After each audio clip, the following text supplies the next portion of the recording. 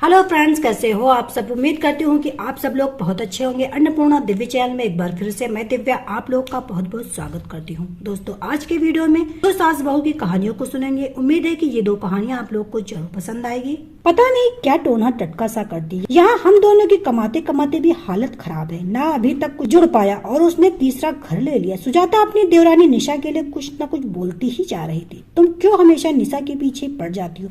सबका अपना अपना भाग्य है। रजनी ने सुजाता को नॉर्मल करने के लिए कहा।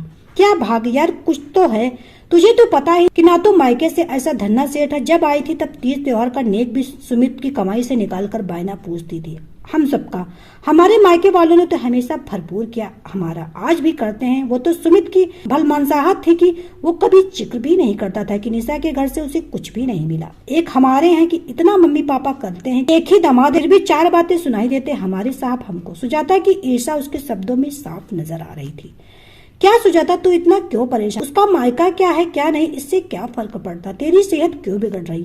ठीक है ना, तेरे देवर की किस्मत तो संवर गई उसके आने से।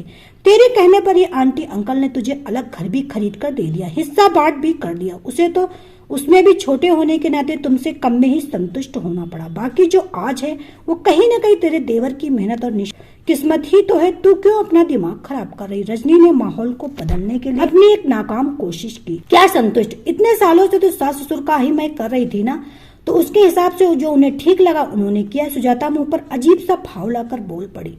देख, बहुत हुआ तेरा। ये तू नहीं, तेरी ईर्ष्या बोल रही। वो कोई जादू टोना नहीं कर। उसे ईश्वर उसके सब्र, व्यवहार और सेवा का प्रतिफल दे रहा है, जितना मैं जानती हूँ। अब देखना, उसकी शादी के बाद तुमने और यहाँ तक कि आंटी ने भी उसे तीज त्योहारों पर अपने मायके से आने वाले सामान की कितनी हेकड़ी दिखाई। हर वक्त उसे एहसास दिलाए कि वे तुम्हारे बराबर नहीं है, जबकि उसके तो पिता भी नहीं थे। लेकिन उसने सब सुन ली। सुमित अच्छा नहीं कमाता था तो तुमने ही उसको अलग किया, घर के खर्चे पानी का सुना सुना कर। फिर अंकल आंटी को भी उनके पास ही भेज दिया कि दो बेटे तो हम देने का सेवा में भी तो बराबर का हिस्सा। तब भी उसने सब सहज स्वीकार कर लिया। अब तुम्हें इस बात से दिक्कत हो रही कि वो सुखी कैसे है? रजनी ने सुजाता को आईना दिखाने की कोशिश की।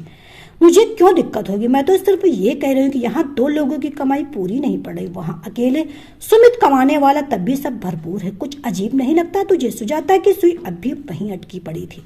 अजीब क्या है इसमें? मैं तो इतना जानती हूँ कि जो हक से बेहक लेता उसका कभी पूरा नहीं पड़ता, और जो अपना हक भी दे देता उसे भगवान चारों तरफ से पकड़ा देता है। तुमने ससुराल में अपना रोना रोकर जब तक निशा नहीं, घर में खूब फायदा, अंकल आंटी की सेविंग का रही सही कसर अपने मायके से पूरी की। मैं जानती नहीं क्या कि कैसे तुम मायके में भी हमेशा यही जता कर लेते थे कि आज भी लेती हो, जैसे तुम्हारा और भैया का कमाया तुम्हारे खर्चा पानी पूरा नहीं कर पाता।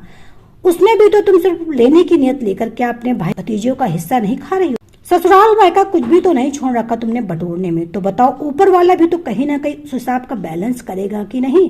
शायद इसलिए नहीं पूरा पड़ता तुम्हारा। रजनी ने साफ अंदाज में उसे समझाने की कोशिश की। और हाँ, एक बात और, तुम निशा से कुड़ने के बजाय उसके जैसा बड़ा दिल रखने की कोशिश करो, शायद तुम्हें भी सुकून मिले। कहते हुए रजनी सुजाता का मुंह बना हुआ मुंह देखकर वहां से उठकर चल दी। तो दोस्तों, एक दूसरी भी कहानी, चलिए उसको भी सुन लेते हैं। रिया सुबह से शाम तक घर के काम उलझ कर रही है। उसके चेहरे से साफ डर झलक रहा था, खुद को खोने का डर। वो जान चुकी थी कि वह जिम्मेदारी कभी खत्म नहीं होगी। उसे कुछ करना है बस, अब और नहीं। उसने मन ही मन फैसला ले लिया। रात को खाने के बाद जैसे ही सब अपने कमरे में जा रहे होते, रिया सबको रोक कर कहती, सुनिए, मुझे आप सभी से एक बात कहनी। मुझे 1 महीने या शायद उससे ज्यादा के लिए छुट्टी चाहिए। उसकी बात सुनकर सुमित कहता, तुम्हें छुट्टी क्यों चाहिए? तुम तो सारा दिन घर पर ही रहती हो। तो रिया उसकी बात बीच में ही काट कर, तो मतलब सुमित, क्या मैं छुट्टी नहीं ले सकती? मुझे घर पर रहने से ही छुट्टी चाहिए, जैसे आपको भी ऑफिस से ब्रेक चाहिए, मुझे भी चाहिए। सुमित, ठीक है, 2-3 दिन मायके हुआ रिया, पर मैं अपने मायके नहीं बल्कि अपने सब दोस्तों के साथ ग्रुप हॉलीडे पे जाना चाहती हूँ। आज ही रति का फोन आया था, इस बार सब ग्रुप हॉलीडे प्लान कर रहे हैं, तो मैं भी जाना चाहती हूँ उन्हीं के साथ। सुमित, पर अभी मेरे पास इतने पैसे नहीं कि मैं हॉलीडे के लिए पैसे दूं। रिया, पैसे हैं मेरे पास, लोगों को टिफिन सर्विस देकर मैं अपनी सेविंग कर रखी है, मैं खुद अपना ट्रिप अफोर्ड कर सकती हूँ। रिया की सास सीमा जी, पर बेटा तेरे बिना यह घर कैसे चलेगा? तू ही सब संभालती है। रिया, कोई बात नहीं माँ, सिर्फ 1 महीने की ही तो बात है। वैसे भी इस घर में कुछ खास काम मैं करती नहीं। तभी रिया के ससुर रमेश जी सबसे कहते, कोई बहू को कुछ नहीं बोलेगा, वो जाना चाहती तो जा सकती, उसका भी हक है, मैं उसके साथ हूँ। बहू, तुम जहाँ भी जाओ, जितने दिन के लिए जाना चाहती हो जाओ, और तुम्हें कुछ भी चाहिए तो बताओ। रिया शुक्रिया है पापा जी मुझे समझने के लिए। आज से ठीक 10 दिन बाद मेरी फ्लाइट है। अगले दिन रिया सबसे मैंने कमला को कह दिया कि वो ठीक 6 बजे आकर शाम 7 बजे तक सब काम कर दिया करेगी और बच्चों की ट्यूशन की बात भी गरिमा से कर ली। माँ आपकी मालिश के लिए भी सुनीता मालिश वाली को साथ वाले घर पे जो खाना बनाती है उसे खाने के लिए बोल दिया है। बाबूजी आपकी सारी दवाई की लिस्ट आपके दराज में रख दी है। आज सुमित को एहसास हो रहा था कि रिया इस घर के लिए क्या थी। वो सारा दिन काम करती, हर कोई उससे अपना काम बता दे, पर उससे कभी किसी मदद के लिए नहीं पूछा। वो कितनी बार कहती कहीं ले चलो, पर सुमित हर बार कोई बहाना बना देता। अक्सर मेहमानों के सामने भी बोलता घर पर काम ही क्या है, खाली रहती तो टिफिन सर्विस कर लेती है। आज उसे समझ में आया था कि रिया उसके आधे से ज्यादा सैलरी तो खुद ही सब काम करके बचा लेती और बल्कि साथ में टिफिन सर्विस चलाकर उसकी घर खर्च मदद कर रही थी। वो सारा दिन घर में रहकर सबका ख्याल रखती थी, पर उसका कोई भी नहीं। अगले दिन रिया की फ्लाइट से पहले सुमित, रिया मुझे माफ कर दो, मैं कितना गलत था। तुम सबके लिए इतना कुछ करती और हम सब ने कभी सोचा ही नहीं तुम्हारे बारे में। माना कि काम वाली बाई सब काम कर देगी, पर उसमें प्यार और अपनापन नहीं होगा। जिस प्यार से तुमने हम सबको और इस घर को संभाला वो कोई और नहीं कर सकता। तो मेरे माता पिता को अपने से ज्यादा प्यार और इज्जत दी, पर मैंने सबके सामने हमेशा तुम्हारा मजाक बनाया, तुम्हारी बेइज्जती की। हमेशा यही सोचता रहा कि यह घर मेरी वजह से चल रहा, लेकिन इसका तो तुमने अपनी मेहनत से संभाला।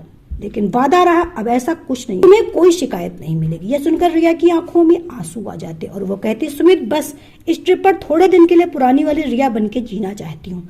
मैं आप लोगों को परेशानी दुखी नहीं बल्कि खुद को खुद से मिलवाने के लिए सब कर रही हूँ। मुझे पता है कि मैं बस थोड़ी सेल्फिश हो रही हूँ ताकि वापस आकर अपना यह घर और अच्छे से संभाल सकूं। यह फैसला मैंने बहुत सोच समझ कर। सुमित मुझे पता है रिया। अगले दिन रिया फ्लाइट पर जाने से पहले सब अपना ख्याल रखना। माँ बाबूजी आप लोग दवाई और वॉक नहीं भूलना। बच्चों अपना ट्यूशन टाइम से जाना। सुमित आप सबका जरूरी सामान जैसे फाइल कपड़े सब रखे। अलार्म लगाना मत भूलना, कुछ भी हो तो कॉल कर लेना। मैं जैसा छोड़कर जा रही हूँ मुझे सब वापस वैसे ही मिलना चाहिए प्लीज। सुमित अरे रिया क्यों इतनी टेंशन ले रही हो, हम सब मिलकर संभाल लेंगे। माना तुम्हारे जैसा नहीं पर सब कुछ हो जाएगा, तुम बस अपना ख्याल रखना और एंजॉय करना। रिया की सास हाँ बहू अपना ध्यान रखा, अच्छे अच्छे फोटो भेजना, मैं तुझे मिस करूंगी और अगली बार मुझे भी ले चलना। रिया हंसते हुए माँ हाँ अगला हॉलीडे आपके साथ। बच्चे वी लव यू माँ, आप अपनी ट्रिप पर खूब मस्ती करना। सब घर वालों ने सोचा होता तो कोई भी रिया को फोन करके परेशान नहीं करेगा। सबने मिलकर रिया के वापस आने पर सरप्राइज देने का सोचा। 1 महीने बाद रिया वापस आकर देखती उसके घर के बाहर इतनी सजावट, जैसे वो अंदर जाती है सब मिलकर उसे रोक देते हैं। बच्चे उसके गले लगते और कहते welcome back mamma we missed you, पर अभी आप घर में नहीं आ सकती, आपके लिए सरप्राइज है। जैसे ही रिया देख सुमित उसका हाथ अपने हाथों में लेकर छोटे से कैफेटेरिया की तरफ ले जाकर कहता यह आज से तुम्हारा है। तुम हमेशा अपना एक छोटा सा कैफे खोलना चाहती थी तो यह हम सबकी तरफ से तुम्हारे लिए गिफ्ट। रिया ये सब देखकर बहुत खुश हो जाती। उसने कभी सपने भी नहीं सोचा था सुमित उसका सपना पूरा करेगा, लेकिन सर्विस चलाते हमेशा उसका मजाक बनाता था। उसे लगता था रिया बस टाइम पास करती, इसलिए वो सुमित से कहती थी बस उसे एक छोटा सा कैफे खोलना जिससे वो भी सबको कह सके हाउस वाइफ भी पैसा कमा सकती। आज रिया के लिए सबसे बड़ी खुशी का दिन था। सुमित उससे और उसकी काम की वैल्यू समझने लगा था। रिया शरारत अंदाज में कहती मुझे नहीं पता था कि मेरे एक हॉलीडे से इतना हो जाएगा, लगता है एक और प्लान करना पड़ेगा। तभी सुमित भी हंसते हुए कहा अब तुम छोड़कर दोबारा मत जाओ, तुम्हारा यह कैफे खुला है, तुम गई तो सब इसका क्या होगा। सब साथ में हंसने लगते हैं। रमेश जी भी मन ही मन रिया को खुद से मिलवाने और अपने बेटे सुमित को सुधारने वाले राज की बात के लिए उसकी सहेली रति को शुक्रिया कर रहे थे। वो बहुत दिन से रिया को उसके अंदर ही अंदर घुटता हुआ देख रहे थे। वो नहीं चाहते थे कि सुमित की बेपरवाही की वजह से वे अपनी बेटी जैसी बहू को खो दे, इसलिए यह सब उन्होंने रिया की सबसे खास और बचपन की सहेली रति के साथ मिलकर किया था, जिसमें उनका साथ उनकी धर्मपत्नी सीमा जी ने भी दिया। तो दोस्तों ये 2 कहानियां आपको कैसी लगी हमें कमेंट करके जरूर बताइएगा। उम्मीद है कि जरूर पसंद आएगी। कहानी थोड़ी सी भी पसंद आए तो वीडियो को लाइक कीजिएगा। चैनल पे पहली बार विजिट कर रहे हैं तो अन्नपूर्णा दिव्य चैनल को सब्सक्राइब कीजिएगा और इस कहानी को ज्यादा से ज्यादा शेयर कीजिएगा। तो चलिए फिर मिलते हैं नई कहानी के साथ नई वीडियो में, तब तक के लिए bye bye. Subscribe now and press the bell icon. Never miss an update.